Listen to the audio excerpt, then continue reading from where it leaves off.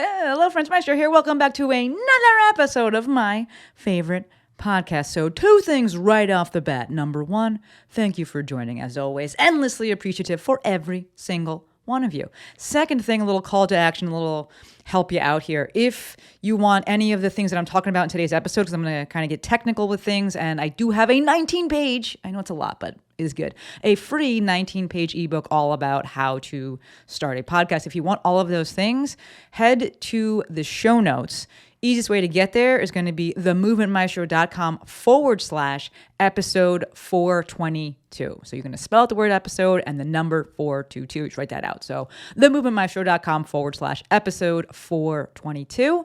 And you can get all of the things there. So we're talking today about why you should start a podcast for your business. Now, you already know I don't really like that word should.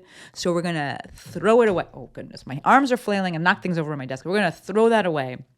And if you are thinking about starting a podcast, I want to talk about all of the reasons why that's a phenomenal idea and give you some tips, some strategies. I kind of hate the word tricks, so we're not going to say it. Some tips and strategies on how to get started, including the mindset, the gear, kind of the overall approach to things.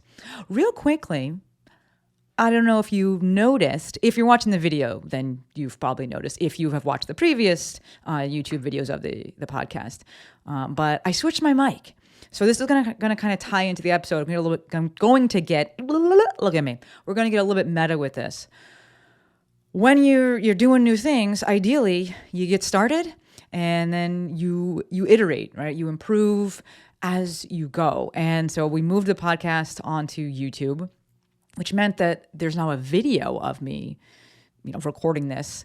So that meant no headphones, which means I couldn't really hear myself in real time. And the mic placement that I usually use didn't really work for video. So one of the things when it comes to a podcast is you want to have good sound. So when I record the podcast, my microphone was suspended. It still is suspended from my desk because I move my hands around a lot, and having it on the desk not a good idea.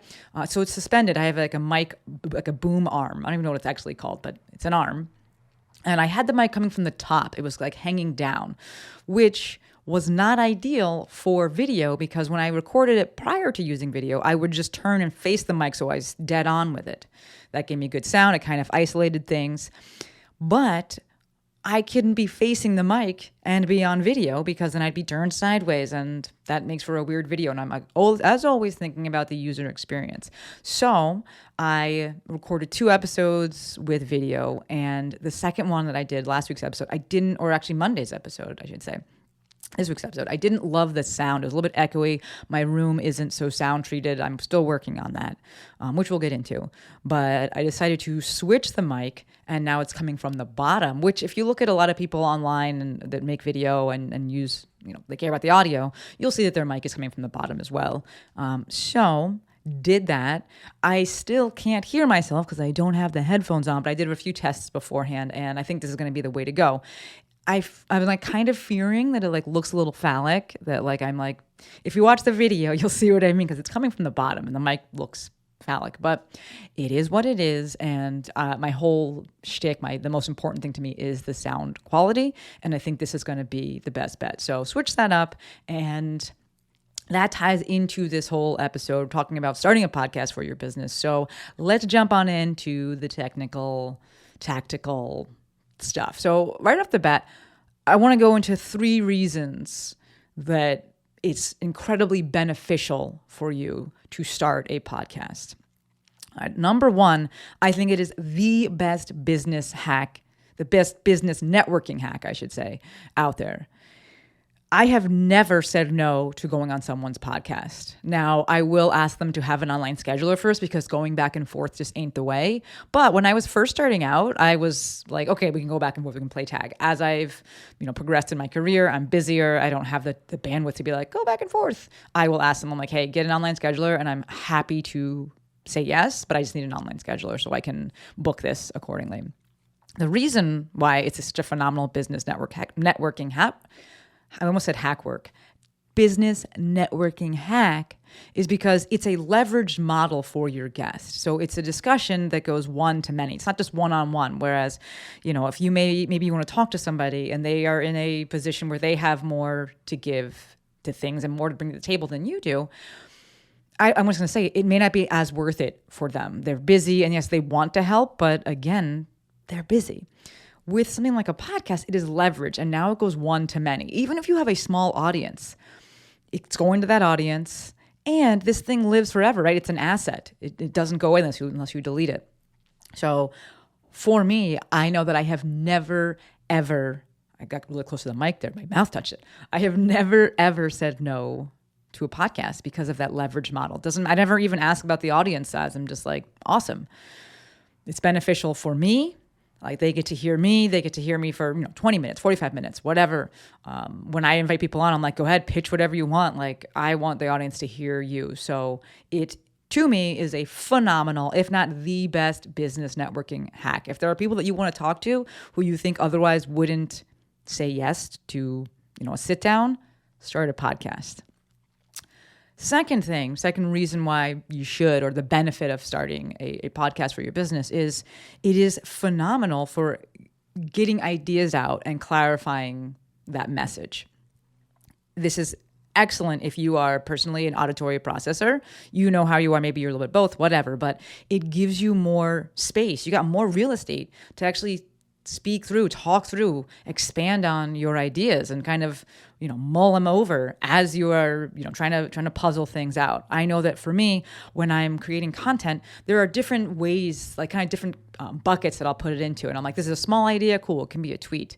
I actually had an episode about this. I don't even remember what episode number it is. Courtney, if you could remember that for me and link that in the show notes, that would be great. But I did an episode about my creative process. And I have different kind of sized ideas. And the bigger ideas, I'll typically look to work through them on a podcast. It's just easier. I can talk. I speak very quickly, obviously. And then I can, with shorter ideas, I can put them into tweets. I can put them into Instagram posts, things like that. But the podcast gives me so much space to try and flesh these things out. And it gives you repetition, right? So once is never. Just because you recorded an episode doesn't mean that anyone heard it, right? Which means you can say it again, and you can say it again, and you can say it again, and you can say it again, just because people don't really scroll back as much, And there's different ways of you saying this. So it gives you this repetition, which can lead to proficiency. But the coolest part here, it helps you convince yourself as to the validity of this thing. Like in the beginning, you're not kind of sure. Maybe you're not so sure about it. You haven't really said it out loud. You don't have all the words for it. The more you say it, the more you convince yourself. And you are the most important person to convince when it comes to putting an idea out there. Last thing, right? 3 reasons why I think this is incredible for your business is it allows you to diversify how you reach and teach your people. So I did an episode about this as well. And, what I would do if Instagram died. I would do the same thing I'm doing now, right? I'm looking to diversify how I reach and teach my people, not where I reach and teach my people. Meaning, all the social media platforms are the same in terms of you don't own them. So if it dies, your connection with those people, your contact with those people goes away. What I want you to focus on is how you are reaching and teaching your people, meaning you have an audiovisual medium or audiovisual vertical if you want, and that would be social media. You have a purely visual medium, and that would be your email list. And then you can have that purely audio medium, and that would be a podcast. It is incredible for building trust and incredible for people actually being able to consume your content because it's also largely very passive. Like when you're reading, it's tough to be like out for a walk and also reading this thing. It's tough to even be watching a video. Whereas if it's just audio, people can go out for walks. They can be driving in the car, living so much of their life and still able to go about consuming your content. So absolutely phenomenal way to diversify how you reach and teach your people. So those are the top 3 reasons I think it's absolutely phenomenal for you as a business owner and incredibly helpful for you and your business, right? Business networking hack, great for getting out your ideas and clarifying your message, and an incredible way to diversify how you reach and teach your people. Now, of course, you could just start this podcast for yourself. It doesn't need to be for your business, but I threw in that for your business for SEO purposes and to kind of just like focus this in because I think that's for the most part people are looking to start podcasts as it relates to some aspect of their business. If you just want to start one for your life and your own personal well-being and your own happiness, amazing. My sister just started one. for her, witchcraft side of things. And I fucking love it. It's amazing. And it's a creative outlet for her. And who knows what it leads to. I would say, yes, it's absolutely part of her brand. And to me, a personal brand is, for many, many, many times, synonymous with having a business. So it still relates. Okay, so let's get into the second half of the episode here and talk about the technical side of things. You're like, I'm going to start a podcast. I'm on it. I want to do it. Cool. I want to give you kind of a 30,000 foot view, to this. Don't forget, folks, if you want that ebook that goes deeper into this, and if you like to read things, it gives you links to all the audio equipment and things like that, head over to the show notes, themovementmaestro.com/episode 422. Everything is lowercase, and you can get all the goodies there. Okay, so from the technical side of things, I want you to think about ready, fire, aim. Ready, fire, aim. What this means is you're going to start before you're actually like, I'm so prepared and I got everything lined up and I know exactly what's going to end up being. No, do the thing. And then from there, you get information that what had happened was, and then you can go and build from there and fix things from there. I spent the whole, first, 5 minutes of the podcast talking about how I've moved the microphone around because we did ready, fire, aim. This is actually going to be, as it relates to starting a podcast, it's actually going to be better if you personally don't like podcasts. Or personally don't listen to podcasts. So when I started this podcast, I really didn't listen to any podcasts. And I thought, for me, I believe that was actually more helpful. Why? Because I didn't have anything to compare myself to. I wasn't like, oh, I got to do it like this person, or I got to have a thing like this person, or like that's how I want it to be. It was just like, hey, I want to make this podcast. Here's what I'm going to make it sound like. Remember, right, we're in this mindset side of things. In the beginning, no one is listening. Every time I say beginning, I think of that meme that's out there. It's like a video. It's not a meme. It's like a reel. And the guy can't say beginning. My grandma actually sent it to me, and I was like, this is hilarious. And the guy's like, beginning. It's hilarious. But anyway, I digress. Remember that in the beginning, no one is listening. So go ahead and do the thing. Get started. Make the mistake, quote unquote, mistakes. I think that we tend to feel like, I'm going to put this thing out and 1 million people are going to see it and they're going to hate it. Reality is probably no one's going to see it. If you've started an Instagram account, you understand this. It's very hard to get views. It's very hard to do things in the beginning because there's just no one is watching yet. So that's actually phenomenal. Get started, do the things, ready, fire, aim, and then you can improve on the things. I said this earlier in the episode. I'm going to say it again because it bears repeating. Quantity begets quality. So from a mindset perspective, I want you to get started and do the thing. Understand that, yes, quantity is the best, but as we're getting started, quantity can absolutely beget that quality. You keep doing more, you listen to it, you assess it, and you're like, okay, what do I want to change? How do I want this to sound? Like, what don't I like about this? What do I like about this? You can listen and then you can improve. Last thing within this mindset side of things is do not take out ums and breaths. Now, I know this is probably kind of in the technical side of things as well, the kind of skills and approach, but I'm going to put it here because I think it's so important. I see people just kind of getting in their own way and creating so much friction and so much, just things and so much a barrier because they're like, oh my God, I listen back to it. I hate the way I sound. I got to take out all the breaths. I got to take out all the pauses. I got to take out all the ums.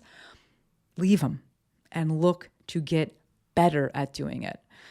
As it relates to recording a video, whether it's for Instagram or recording a podcast, your best bet is actually to just record it well the first time. We tend to think like, oh, okay, I can do all this stuff in post-production. You can't necessarily do as much as you think, and it takes so much longer than simply doing it well the first time. So instead of being like, I got to do it perfectly the first time, it's, I did it. Let me go and assess this. Let me go look at it. Okay, I say a lot. I have like a lot of breath sounds. Pick one of those things you're looking to improve on. Maybe you do some research on how you can improve it, especially with breath sounds. That it's typically just a matter of getting a pop filter and adjusting where you are at, like how close you are to the microphone. In my ebook, I talk about that. So if you're watching the video, you see that I don't have a traditional kind of pop filter. It's like a big circle thing that goes in front of the mic, which is better for video because you can be able to see my face. But when you're first starting out, it can actually be really helpful because it just tells you gives you like a set distance to keep your face away from the mic, and it prevents those what they call plosives and the big breath sounds. So if you're experiencing that, that is a technical thing that you can improve on instead of being like, oh, I can't do the mic, I can't do the episode, I can't do the podcast, or I got to do all this editing afterwards. So we can improve on that one singular thing. If you're saying a lot, then maybe you need to just have an outline in front of you. Maybe you need to slow down your speaking and be okay with pauses. Sometimes we think that the pause is actually way longer than it is because we're have all this anxiety, our heart's beating fast. But from the listener perspective, it actually is totally fine. And from a conversational perspective, it's totally normal. I speak very, very quickly. So there's not as many ums because there's just not as much dead space. But these are things that you can just look to improve on. But this happens afterwards. And I really want to hammer this home. Do not take out all the ums and the breaths and the pauses in the beginning. Look to simply improve on how the quality of your recording, your skill set with that. Remember, no one's listening in the beginning, so it's okay. It's also really cool, and I do this every 100 episodes, right? I bring that first episode and I put it in the episode so you can hear how far I've come and the differences. It's really cool to compare, look at your progress. All right, second part here within the technical aspect of things is going to be the gear. Again, the ebook has all of the things in it. So to start a podcast, you don't need as much stuff as you think, and it's not as difficult as people may make it out to be. Now, I am definitely more technically or technologically inclined, but I have had, probably hundreds of people at this point start a podcast and help them through the ebook, and then they write into me or they're in the mafia, and it's not nearly as bad as you would think, and it's kind of like, wow, what a time to be alive. I can do this from my apartment, my home. So what are you going to need? A computer. Yes, you could, in theory, do this with your phone and record to your phone, but computer is going to be a little bit easier because it's going to allow for editing.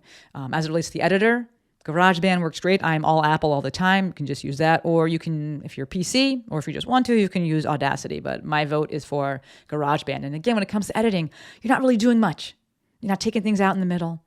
If you had a big mistake, maybe you need to start again. Okay, cool. And maybe you're going to put the intro and outro on the ends. That's it. It doesn't need to be this big, long thing. As for the mic, I do think this does matter. My first mic was a Blue Yeti. I think it's like $100. I understand that's a bit of an investment. If you want if you can't afford that, okay, you can go with a cheaper Audio-Technica mic. But I do think that it is worth it to save up and get that mic because sound quality is everything. And so just paying a little bit up front, I use that same mic for 4 years. The mic you're looking at right now, or you're hearing right now, if you're listening to the podcast, if you're watching, you can see it. This is a Shure MV7 mic. I upgraded it. It took me 4 years. I was like, you know what? I want a little bit of a change. But in the beginning, Blue Yeti is phenomenal. I used a set of headphones. You can use an old school set of Apple headphones that don't have the microphone on it. I do like to hear myself while I am recording, but to each their own if you don't like it. As for hosting, because the podcast has to live somewhere, maybe this is getting a little technical for you, take a breath and then come back to it. As for hosting the podcast, because it has to live somewhere, the files have to be somewhere. The files are in the computer. They're on your computer, but then they have to be in the internet somewhere because people are not going to go to your website to listen. For when it comes to hosting, I recommend a host called Buzzsprout. I personally don't use them because of how I started and the podcast, the website that I have. But Buzzsprout's going to be your best bet. And again, this is in the free ebook that I made for you. As for a website, it's helpful to have a website, but not necessary. You can actually have a podcast without a website. All of the podcast hosts out there will now allow you to create a site that's just for the podcast if you need. As it relates to sound, right? We're in the technical side of things. Number one, I said invest in a quality mic. Number two, you can do some soundproofing of the room or sound treatment of the room. I am still working on this, and I am 400 plus episodes in. So the thing here is you want the softest things around you. You want pillows, you want sofas, you want to be in the closet. I feel like I needed to pause there because y'all are like, yeah, there's a joke somewhere in there. I set it up. There's a joke in there. I'm definitely not in the closet. But that's going to give you the best sound. When you're in an open room, it tends to sound tinny. Your voice is bouncing off of all of the things. So ideally, if you can go record in your closet, that's the easiest, especially you don't need video. You could just focus on the audio, the sound quality. Amazing. Start off with that. Like I said before, it is easiest, fastest, most efficient to simply record the episode well and then not do any editing, as opposed to being like, I can do all this post-production stuff. That tends to be very difficult. All right. And then lastly, from a technical perspective, if you're looking to do guest episodes, use Riverside FM. You could use Zoom in a pinch. I don't recommend it. Zoom's not designed for podcasts. It's designed for video calls, video meetings. So something to think about with that. In my ebook, it actually does say something different. It says Zencaster, which is what I used for years, but I am going to switch to Riverside FM. So I want to say it on here so you can start off with that. Last component here from the technical side is going to be the general approach and the skills required, or the skills that you can work on as it relates to having a podcast, running a podcast. Number one, an outline can be helpful. I'm not even going to number these because I'm going to go out of order. First thing, having an outline can be very helpful for people, especially if you're not just inherently, good at speaking, or if you tend to talk a lot. I talk a lot, and so having an outline can be really helpful, so I don't talk for 18,000 hours. I don't really recommend you writing things out and like having a script. It'll sound like that. It'll sound like you're reading on the podcast. So let's not lean into that, and let's look to do more of just speaking, but having an outline with talking points. As for what should be on the outline, the title / the topic of the episode, 3 talking points is fine. And then a way to end it. This is how I tell people this is what I tell people to do for Instagram Lives as well. That that just came there, that's staying there. All right, this is what I tell people to do for Instagram Lives as well. So it's no different. I recommend starting with solo episodes. They can be as long or as short as you want. They could be 5 minutes long. It could be 10 minutes long. My first episode was 5 minutes long. There's nothing wrong with that. Some people like to call these mini podcasts. It's still a podcast, so you don't need to call it a mini podcast. It's no different. Let the length be whatever you want it to be. I also love solo episodes because they build a tremendous amount of trust. I know that I started off the episode talking about it as a networking hack, but from a building trust hack, it's phenomenal as well because people get to hear you. And it's a passive way to consume information, or largely passive way to consume information. And it's just you. If you're going to have a guest, then again, let's have that outline. Let's have some questions written down. Some people like to have the questions sent to them. Some people don't. I personally don't send them unless someone like really, really wants them. But I want it to be conversational. So I'll have a list of questions, but it doesn't have to go in that order. And the biggest thing here, folks, is you must listen. This shouldn't just be you peppering and firing questions off at this person. Have a conversation. Ask a question. They say something. Respond to the answer that they just provided and pull something out of that answer that they just gave you. And maybe you go in a little bit of a different direction because of that answer. You still have that list of questions that you can go back to, but you want it to sound and you want it to be a conversation. Another point here, find your voice. So the whole thing I said earlier with quantity begets quality, right? Quantity begets clarity as well. You do your episodes, record your episodes. Again, it's helpful if you don't even listen to other people's episodes, so you can just be you, and then find how you want to be speaking. Are you more of a person that likes to read research? Are you more of a Ben Stein? Are you super animated like I am? You'll figure it out as you go. Allow yourself to lean into that and find your voice. Last thing here, I think this is the most important, so that's why it's at the end, because you remember the things at the end. Lean on the connection piece of a podcast. So I know I just, a few seconds ago said maybe you just like to read research. That's fine. But I truly believe that people really relate to podcasts and start loving podcasts because of that connection piece. They feel a connection with the host when the host is talking about their life and they're bringing things from their day-to-day in there. Even if it's a small update, people like that and they latch on to that. I was speaking with a friend of mine, former client, and I was like, why do you listen to podcasts? Like, you already know that information. Why do you listen to that podcast? And she said, quite frankly, I listen to feel less alone. And I was like, holy shit, I get it. Yes, because, I was listening to Brian Borstein and Aaron Draker's podcast for a bunch, and it was because I felt connected to them.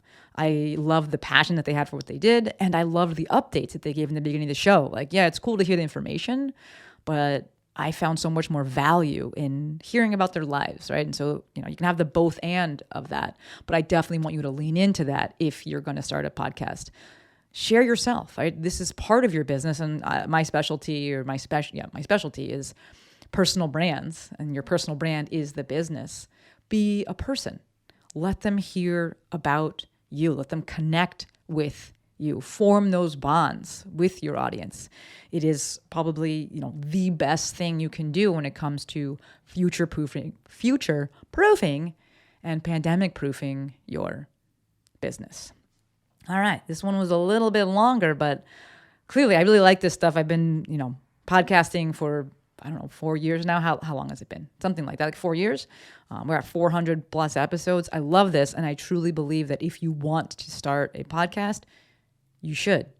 Just make sure that you can keep it going, because everyone starts a podcast. Very few people actually keep it going. And as with pretty much everything in life, if you can keep going, you can commit to longevity, you will very likely win. All right, gonna wrap it up here. Don't forget, if you want the free ebook, you want to check out all the other links and notes and things like that, head to the show notes. I said check out the notes. There's no notes in there, but there's other things in there. Head to the show notes, themovementmaestro.com/episode 422. All the things will be there. All right, officially gonna wrap it up there. Check out the show notes, head to the website, themovementmaestro.com/episode 422, and do the thing. As always, endlessly appreciative for every single one of you. Until next time, friends, Maestro